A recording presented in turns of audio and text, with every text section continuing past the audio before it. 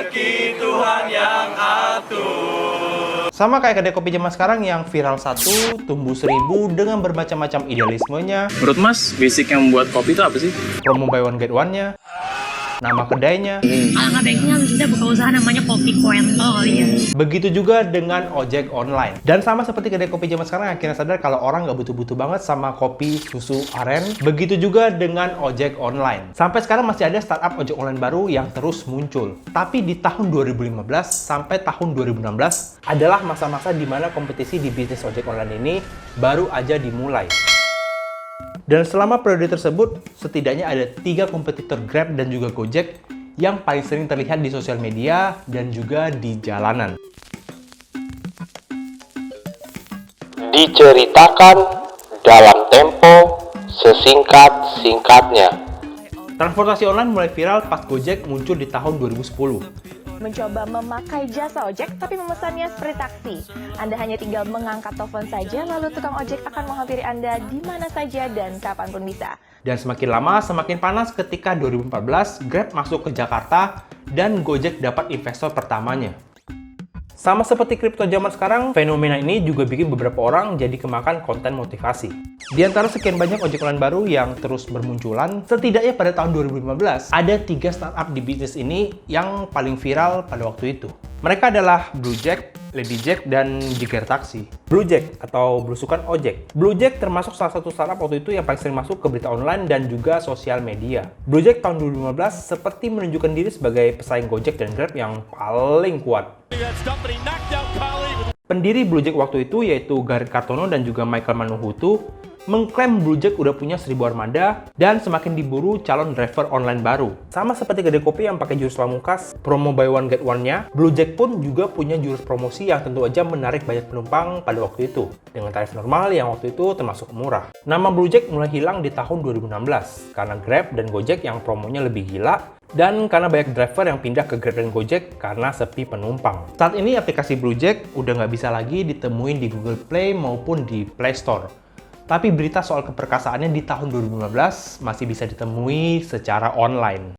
Setelah ramai dengan kehadiran Gojek, Grabbike, dan Bluejack, kini hadir satu lagi layanan jasa ojek online yang baru khusus untuk wanita, yaitu Ladyjack. Ladyjack tampil berbeda dengan mengejar niche market tertentu. Semua drivernya cewek, warnanya pink cerah, dan motor drivernya dilengkapi dengan sistem panic button buat menjaga keselamatan cewek-cewek pekerja keras ini. Pesaing yang lebih spesifik lagi daripada Ladyjack adalah ojek syari, yang mana hanya melayani penumpang wanita yang menjalankan hukum syariat Islam. Alhamdulillah, datanglah ojesi saya.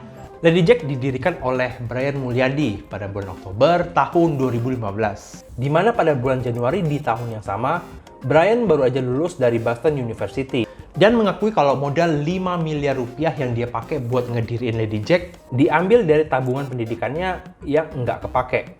Dikarenakan Brian mendapatkan beasiswa selama kuliah di Boston. Good day, smart people. Ladyjack dianggap cukup kuat waktu itu.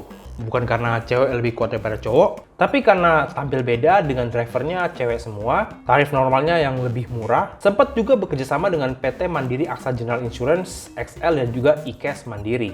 Selain itu, juga ada promo-promo seperti free trip buat penumpang baru dan tarif 10.000 kemana aja. Ladyjack akhirnya hanya bertahan sekitar 6 bulan sebelum dibekukan. Lagi-lagi karena promo Grab dan Gojek yang gila. Direktur perusahaan yang memiliki Ladyjack mengklaim bahwa Ladyjack pada saat itu hanya dibekuin aja, sambil menunggu para kompetitornya suatu ketika kehabisan nafas karena promo yang terus-menerus. Dan ketika itu terjadi, mulailah Ladyjack beraksi kembali. Tapi sayangnya, para kompetitor mereka tetap bernafas hingga saat ini. Sempat tersiar kabar kalau Ladyjack akhirnya hanya fokus pada pengiriman barang aja. Namun akhirnya kembali tergusur ketika Grab dan juga Gojek juga menyediakan layanan yang sama. Jeger Taksi. Beda dengan Bluejack dan juga Ladyjack, Jeger Taksi tampil dengan desain yang cukup eye-catching. Jeger Taksi tampil dengan desain motor yang dibikin mirip dengan taksi-taksi kuning di New York. Lengkap dengan lampu taksi yang bisa nyala kalau lagi kosong. Diprakasai oleh Vicky Wijaya pada bulan Juni tahun 2015. Jeger Taksi sempat mengklaim dirinya sebagai ojek berargometer pertama. Walaupun sebenarnya pada tahun 2010, udah ada Calljack yang menerapkan konsep argometer di Yogyakarta. Walaupun ojek online ini baru pakai aplikasi ketika udah mau bangkrut, Jaga Taksi tampil eye-catching nggak cuma dari tampilannya aja, tapi juga dari layanan-layanannya. Drivernya nggak perlu punya motor sendiri, karena perusahaan udah nyediain motor vario mereka yang mirip taksi New York tadi. Selain itu, motor-motor juga dilengkapi dengan box besar di belakang buat servis pengantaran barang. Dan tarif mereka yang nggak dipaketin per kilometer tertentu, jadi perbedaan sendiri buat mereka. Karena mereka pakai Argo. Jaga Taksi akhirnya juga tereliminasi di tahun 2016. Dan postingan terakhir mereka di Twitter dan juga Instagram dapat dilihat pada tahun yang sama, yang mana berisi info promo yang mereka berikan pada tahun tersebut. Moral of the story: problematika dunia butuh solusi. Karena itu, kita perlu berinovasi. Mereka yang gagal setelah beraksi jauh lebih baik daripada mereka yang tertawa membaca informasi.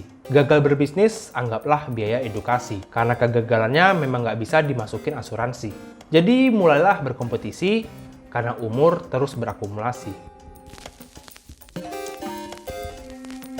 Diceritakan dalam tempo sesingkat-singkatnya.